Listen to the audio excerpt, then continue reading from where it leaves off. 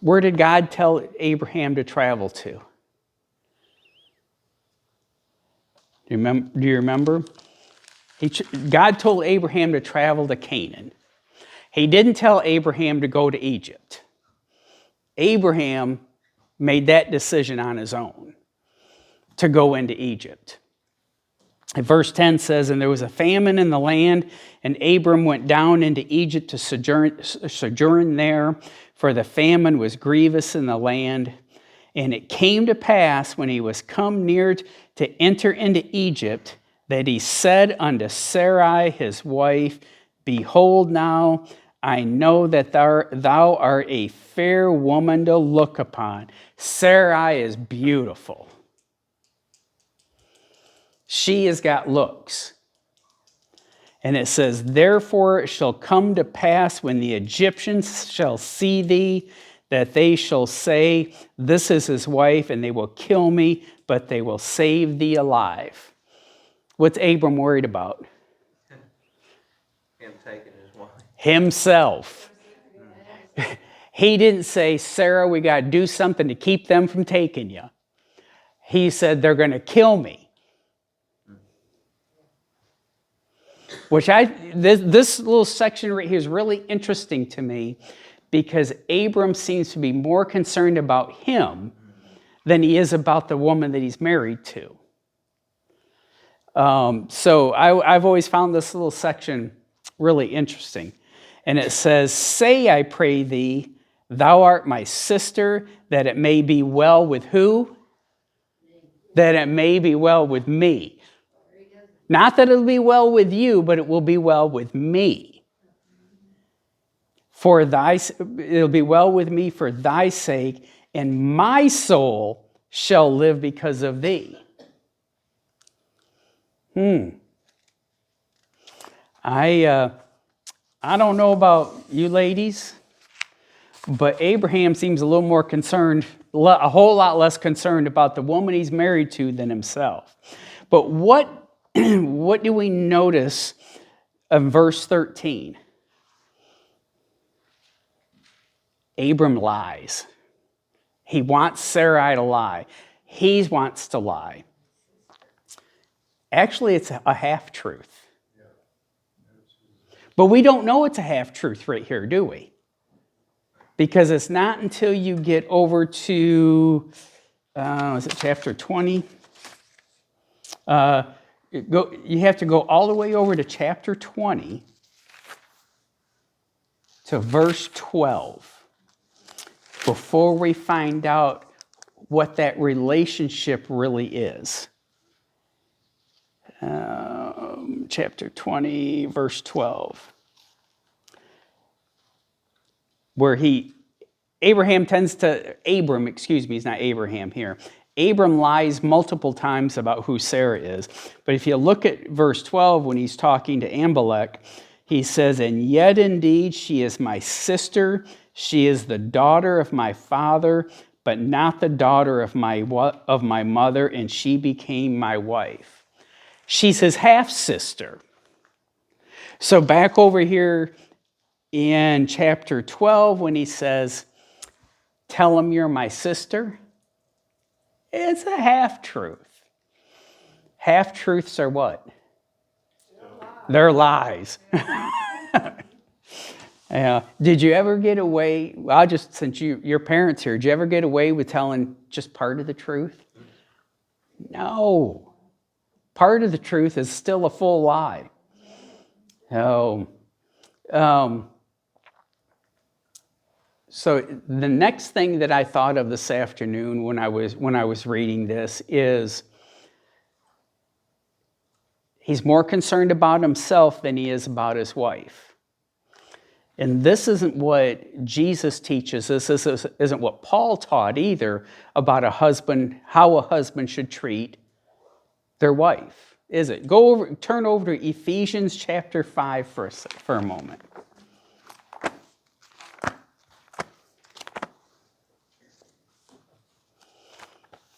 In the New Testament, our expectations, guys, is a little bit different than it was in the Old Testament.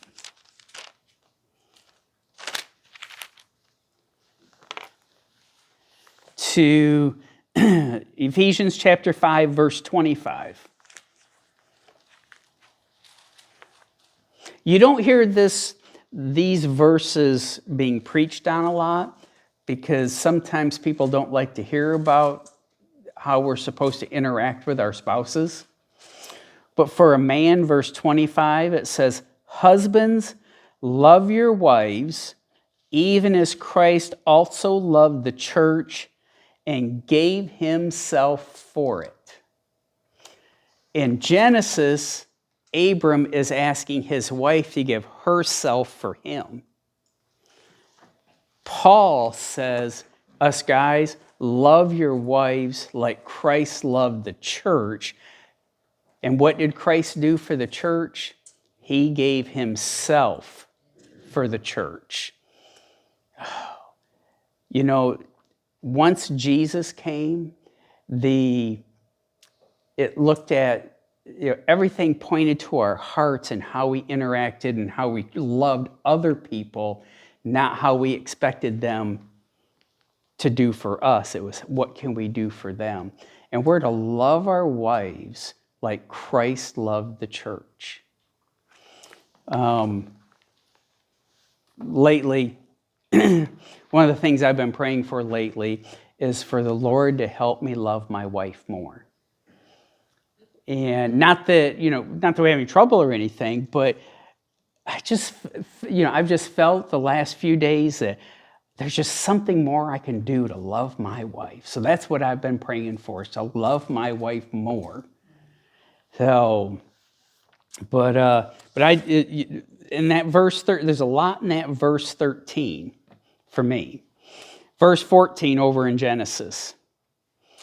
"And it came to pass that when Abram was come into Egypt, the Egyptians beheld the woman, that she was very fair. The princes also of Pharaoh saw her and commended her before Pharaoh, and the woman was taken into Pharaoh's house." Go back to verse 13 for a second. "Say, I pray thee, thou art my sister, that it may be well with me for thy sake, and my soul shall live because of thee." There's something else I noticed this afternoon that I never really paid attention to before. Abram didn't have a plan to get his wife back. After they took her, he has no plan to how to get his wife back. All he was concerned about was saving himself. Pharaoh's got his wife. How's he going to get her back?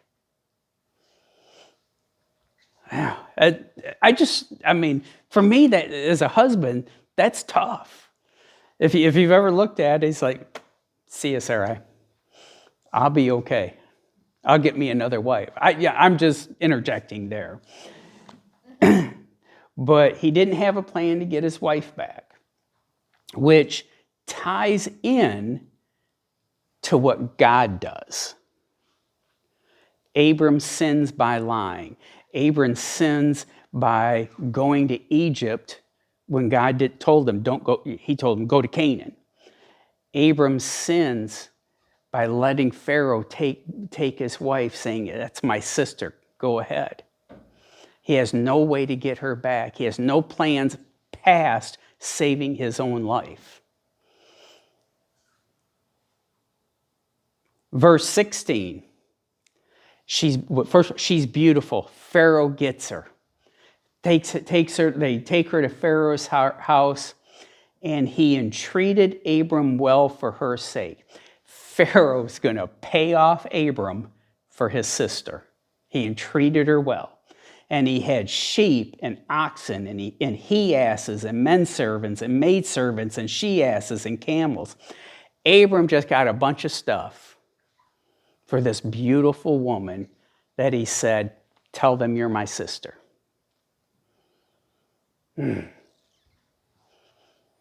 But God has a plan for Abram. God can intervene even if we're not doing the right things. In the next verse, God starts to intervene for Abram. Intervene in the situation. And the Lord plagued Pharaoh and his house with great plagues because of Sarai, Abram's wife. Abram got caught up in some sin. God steps in. God has a plan for Abram. He has a plan for Sarah. He has a plan that Jesus Christ is going to come through their line. God steps in. He intervenes. How many times has he stepped into our life and kept us from getting hurt when we were doing something we weren't supposed to? How many times in my life, through the drugs, the alcohol, everything that I did before I was saved, to keep me safe? To look back at it now, it had to be God that was intervening. There was no way it was pure dumb luck. But he's done that for each of us throughout our lives. He plagued Pharaoh and his house with great plagues because of Sarai, Abram's wife. And Pharaoh called Abram and said, "What is this you have done unto me? What were you thinking?" Can you hear him? He's plagued Egypt with great plagues, and he knows it's because of Sarai.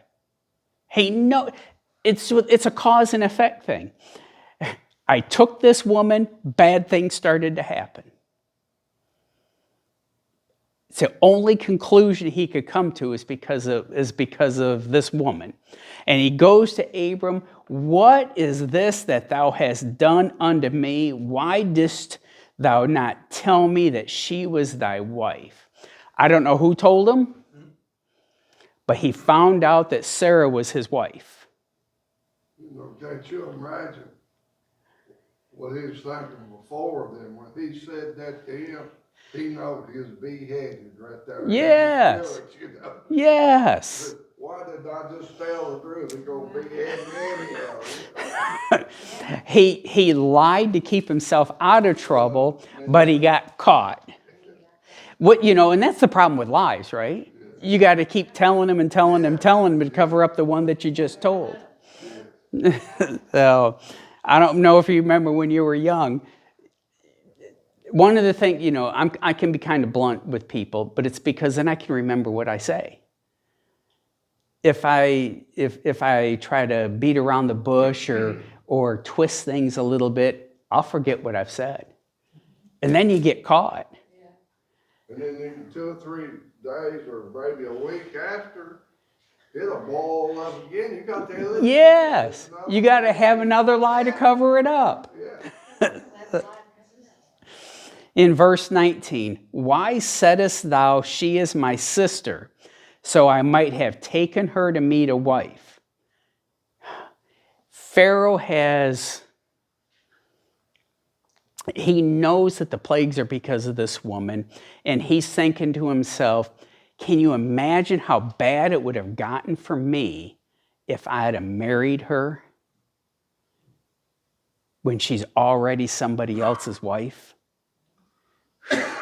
Gosh. "Now therefore, behold thy wife," and this is the interesting part, "take her and go thy way." Take her and get out of here. Be gone. Go on. I don't want to see you two anymore. Beat it. I need these plagues to stop. But something interesting happens. Abram lies to him. Abram creates plagues in the land of Egypt.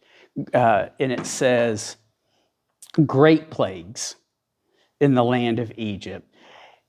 He finds out he lies. He gives the woman back to her, tells him to leave. But before he leaves, verse 20, "And Pharaoh commanded his men concerning him, and they sent him away and his wife and all that he had." Yeah. Take it all. Out of here. I don't even want it back. Just take it all. Go away. Well, He was gonna call it out, see, he's like, just take it off, get out of here. Go on. But God intervenes in the life of Abram even after he sins and creates multiple problems along the way. Abram is the father of faith. Abram wasn't perfect. Abram was human. Abram was a sinner, just like us. He made mistakes, but God still blessed Abram.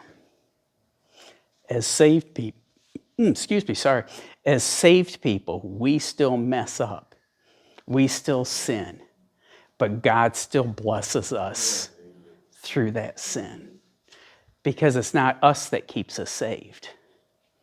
It's him that keeps us saved. I heard a guy, 2-3 weeks ago, he was talking about salvation. He said, if I had to rely on myself to keep me saved, I'd be unsaved in the first 10 minutes.